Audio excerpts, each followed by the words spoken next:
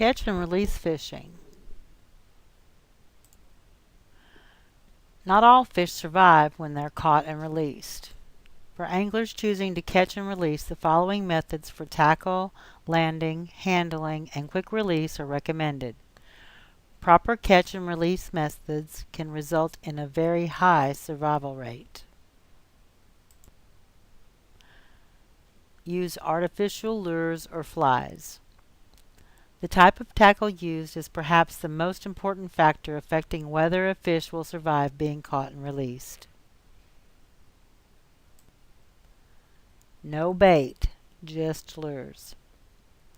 Use of bait often results in a deeply ingested hook and mortality upon removal. Long struggles may significantly increase mortality rate. Use rod, reel, and line of sufficient strength to quickly land the fish. Use proper size single circle or barbless hooks. Single hooks are typically more easily removed than treble hooks and usually result in less handling time and reduced injury to both anglers and fish. When landing the fish, avoid playing fish to exhaustion. More lactic acid accumulates when the fish is played longer.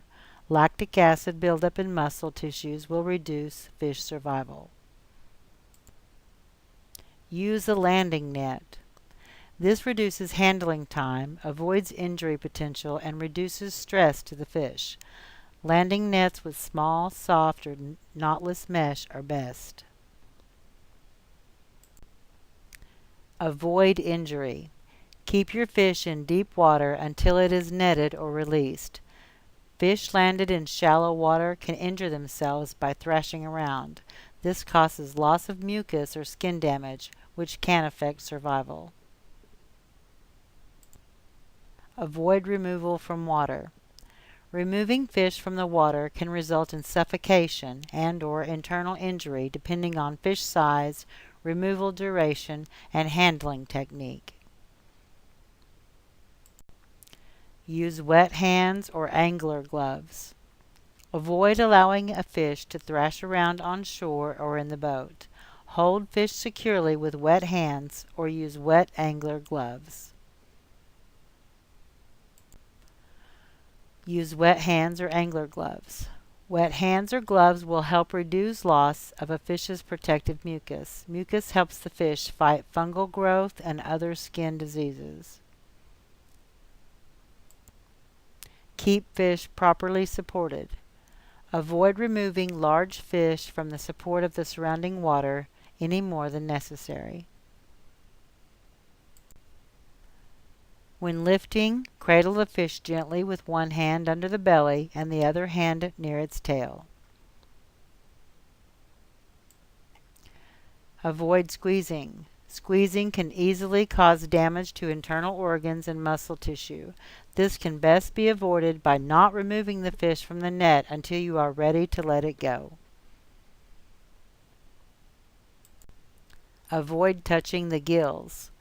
Gills are a particularly sensitive and fragile organ that can be easily damaged. Any fish bleeding from the gills has a poor chance of survival and should properly be retained. Remove the hook quickly. Remove the hook quickly while allowing the fish to remain as calm as possible in the water. Keeping your fish contained in the net during hook removal can reduce the need for squeezing and additional injury. Use the right tool. Needle nose pliers or hemostats are an essential tool for quick and efficient hook removal. Various hook removers are also commercially available. If necessary, leave the hook. If the fish is hooked deeply or the hook cannot be easily removed, just leave it embedded. Cut your line as close to the hook as possible.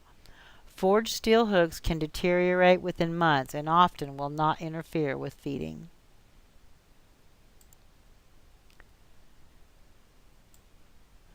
If you don't plan to eat it, then turn it back. It's never okay to catch fish and let them die. If you're not going to eat the fish, return the fish to the water as quickly as possible. Take a picture. It will last longer.